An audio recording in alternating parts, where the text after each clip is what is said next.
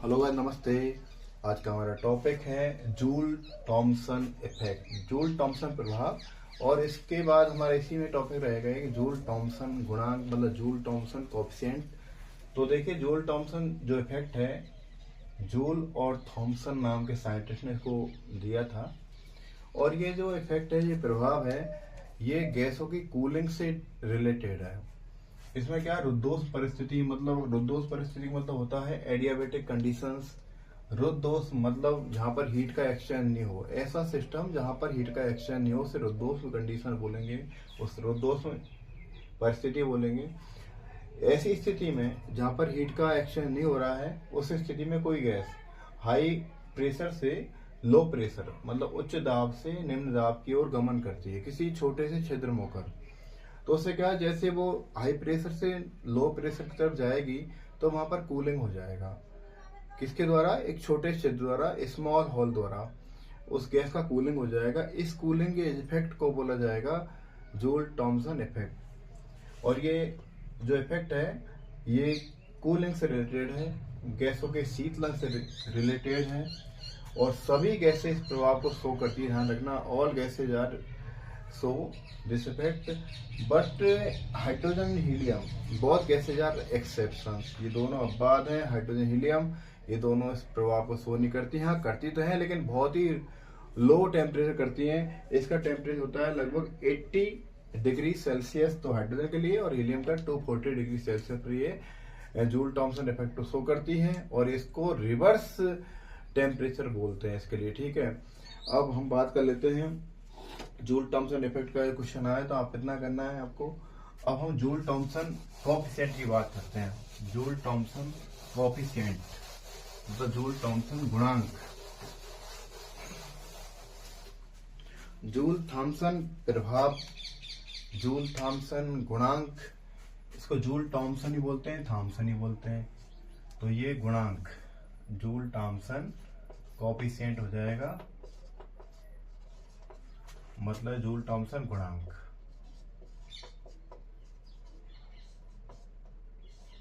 अब joule Thompson गुणांक को हमें डेरिवेट करना है। तो डेरिवेट करने के लिए हमें यहाँ पर इक्वेशन बनाए रखना है।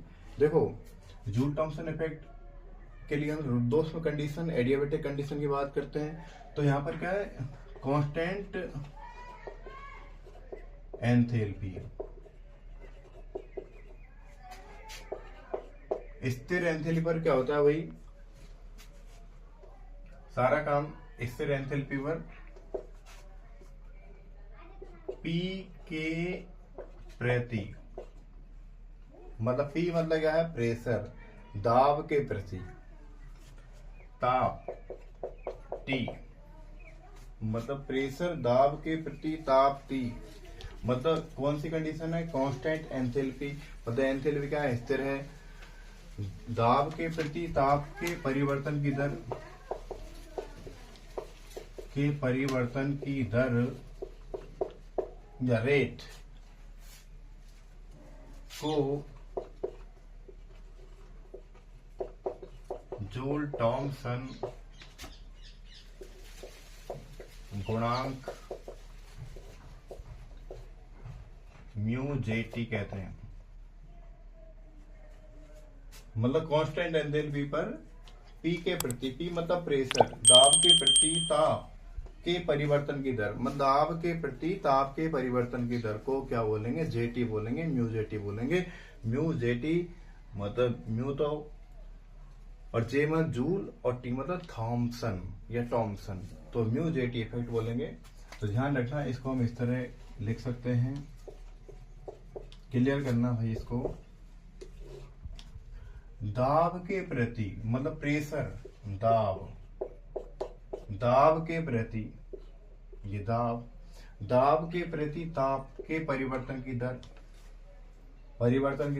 अब फिर डेल लगाएंगे हम, यहाँ डेल से हम डिनोट करेंगे।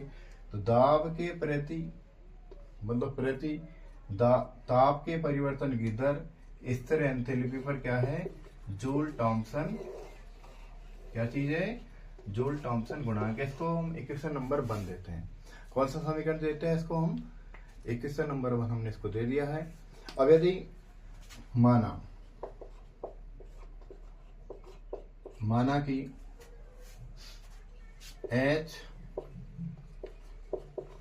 ताप T तथा P दाब P। माना कि H मतलब H हो जाएगा एंथैल्पी।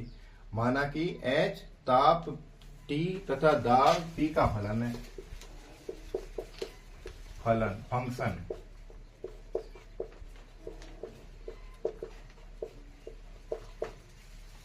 भाई H क्या है, T का और P का फलन है, तो इसको हम अर्थात क्या लिख सकते हैं हम, अर्थात इसको हम लिख देंगे भाई H P और T का फलन है, function of the H is function of P and T। तो ये हमारी कंडीशन हो गई। अब इसका अवकलन करने पर, अब इसका अवकलन करेंगे हम।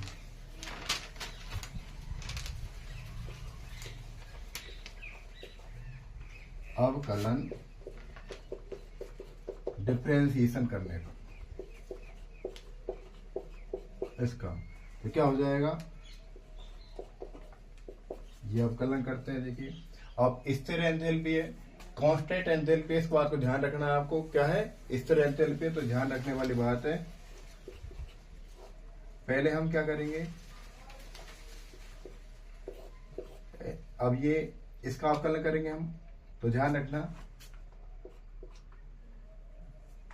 T, अब यहां पर कांस्टेंट कौन रखना, T, और यहां पर dp प्लस यहां पर देखना है डेल H बटे डेल T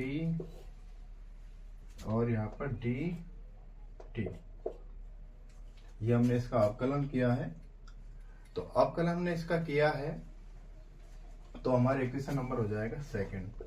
कौन सा नंबर है, इक्वेशन नंबर सेकंड हो जाएगा। क्लियर बात, यहाँ तो कोई प्रॉब्लम आपको नहीं आने वाली। सॉरी, यहाँ पर P लगाएंगे, यहाँ पर P, ठीक है, del H upon del T, del H upon del P T और dp dt। तो हम इस तरह से देखो, अवकलन इसका फॉर्मूले के तहत अवकलन होता है, ध्यान रखना, फॉर्मूला आपको याद होना चाहिए। इक्वेशन नंबर 1 हमारे लिख दिया है। इसके बाद हम बात करें, अब इसको और आगे चलते हैं।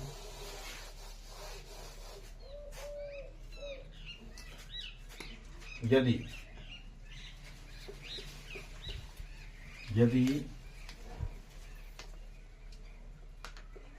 Del H upon del T P dt equal CP, यदि ये वैल्यू है ना नहीं, तो हम क्या करेंगे, देन मतलब ये जो वैल्यू है इधर वाली, इसके स्थान में क्या लिखना है, sorry, del H upon del T P equal CP। Then अब क्या हो जाएगा यहाँ पर, dH del H upon del P T dP plus, अब ये डेल H डेल T और P की जगह हम क्या लिखना है, CP, और dt हमारा ऐसा कैसा रहा। क्लियर होगी बात हमारी, यहाँ पर हमें कोई प्रॉब्लम नहीं आई, ठीक है। इक्वेशन नंबर इसे हम 3 दे देते हैं।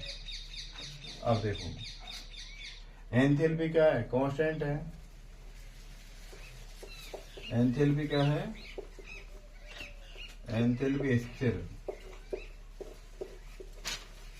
कांस्टेंट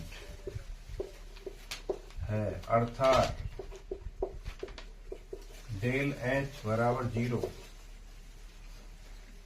होगा, डेल H बराबर 0 होगा। अतः इक्वेशन 3 को कैसे लिख सकते हैं हम, अब 3 को डेल H की 0 लिख देंगे हम, डेल H का जो वैल्यू है वो 0 हो जाएगा, तो 0 वैल्यू यहाँ पर होगा, तो इसको हम लिख सकते हैं भाई del H upon del P T dP plus CP dt equal 0। ये 0 हो गया। अब देखिए, इसके बाद del H del P T D P बराबर क्या हो जाएगा, minus C P D T. क्या हो जाएगा, minus C P D T हो जाएगा, क्योंकि इसका ट्रांसफर कर दिया, पक्षांतर कर दिया, साइड चेंज कर दी, तो यहाँ पर साइन भी बदल गई। अब इसको हम क्या लिख सकते हैं, देखना, इसको लिख सकते हैं दोस्तों हम,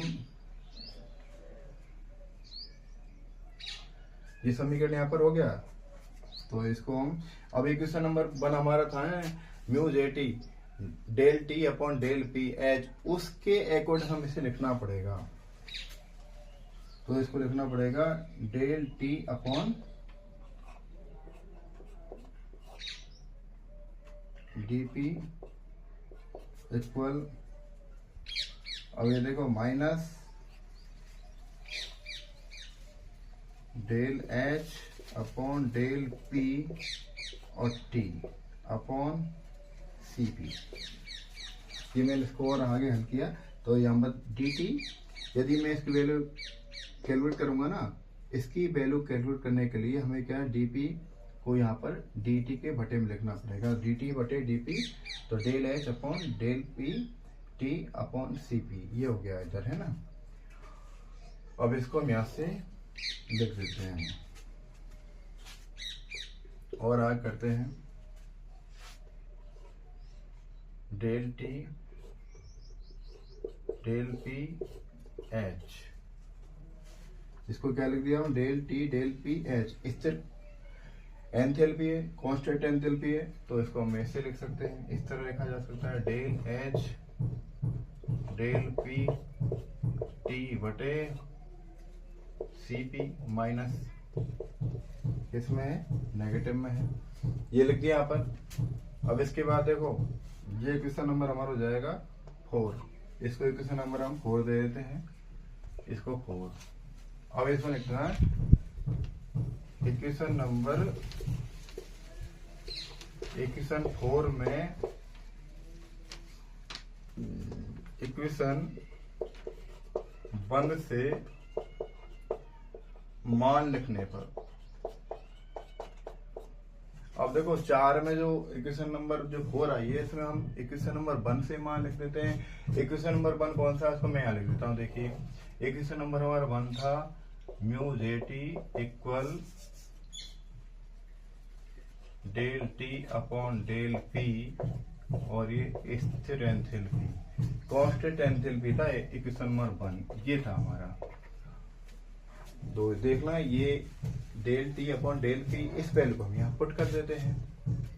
भाई ये जे टी इसके बराबर इसके बराबर है, तो हमने क्या किया, mu J T equal del H upon del P T upon C P, और ये नेगेटिव, कैसा है, नेगेटिव, यही तो बात है। अब ये क्वेश्चन नंबर हमारे पास है, ये क्वेश्चन नंबर हमारे पास हो जाएगी 5th, ये क्वेश्चन नंबर 5 है, और ये ही question number 5, question number 5 Joule Thomson constant coefficient, क्या है, जूल थॉमसन कोएफिशिएंट है। ध्यान रखना, हमें म्यू जे टी की वैल्यू यहाँ पर ये कैलकुलेट करनी है, कुल मिला के डेरिवेट करना है, आपको ध्यान देना। मैं दोबारा रिकैप लेता हूँ थोड़ा सा। पहली बात हम बात करते हैं जूल थॉमसन प्रभाव की, जूल थॉमसन इफेक्ट की। जूल थॉमसन इफेक्ट वह इफेक्ट है जहाँ पर किसी कोई गैस हाई प्रेशर से लो प्रेशर की तरफ जाती है, गमन करती है, प्रसारित होती है, एक्सपेंस होती है किसी माइक्रो होल द्वारा, सूक्ष्म छिद्र द्वारा, तो उसमें कूलिंग होता है, इसे जूल थॉमसन प्रभाव कहते हैं। और जूल थॉमसन प्रभाव ऑल गैसें शो करती हैं, बट हाइड्रोजन हीलियम नहीं करती है। और मतलब दोनों गैसें अब बाद है, नॉर्मल टेम्परेचर प्रेशर की बात कर रहा हूँ। अब यदि हम बात करें, ये सारी जूल थॉमसन इफेक्ट होता है एडियाबेटिक कंडीशन होता है, मतलब रुद्धोष्म परिस्थिति में होता है जहाँ पर हीट का एक्सचेंज नहीं होता। अब हम बात करें जूल थॉमसन कोएफिशिएंट की। जूल थॉमसन कोएफिशिएंट हमारा स्टार्ट होगा किसी भी प्रेशर पर, किसी भी ताप में परिवर्तन, स्टेबल स्थिर एंथैल्पी पर। मतलब ध्यान रखना mu J T D T upon del T upon del P H, मतलब ये स्टेबल एंथैल्पी है। एंथैल्पी एच के यूज करते हैं हम, enthalpy denoted by capital H. तो ये हमें इक्वेशन नंबर 1। उसके बाद हमारा ये ध्यान रखना पड़ेगा, एंथैल्पी एक स्टेट फंक्शन है, अवस्था फलन है, जो प्रेशर पर और टी पर डिपेंड करता है, मतलब एच पी और टी पर डिपेंड करता है। उसको हमने फिर यहाँ पर क्या किया, उसका अवकलन किया, उसके अवकलन के बाद हमने डायरेक्ट मान जो कैलकुलेट किया लास्ट में, वो D T upon D P आया। और इसके बाद डी टी और डी पी मतलब स्थिर एंथैल्पी पर, और इसकी वैल्यू हमने जे टी से हमने रिप्लेस कर दिया। तो इस तरह हमारे पास आया equation number 5। Equation number 5 Joule Thomson coefficient है। यदि वीडियो पसंद आए तो लाइक शेयर सब्सक्राइब जरूर करें। कुल मिलाकर आपको बहुत इंपॉर्टेंट स्कोर करने वाली है। ऑल द बेस्ट, मिलते हैं अगली क्लास में।